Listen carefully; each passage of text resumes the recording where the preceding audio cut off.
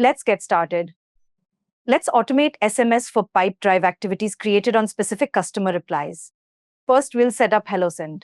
Go to Settings, General, and select Activity as your logging preference. This ensures that all customer replies are logged as activities.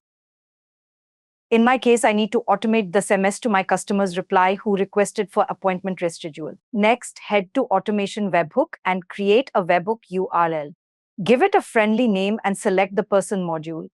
Choose the template you want to send and click Create Webhook URL. You'll find the generated URL in the table.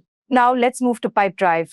Go to Automations Webhooks and create a new automated webhook. Paste the webhook URL you copied and give it a name.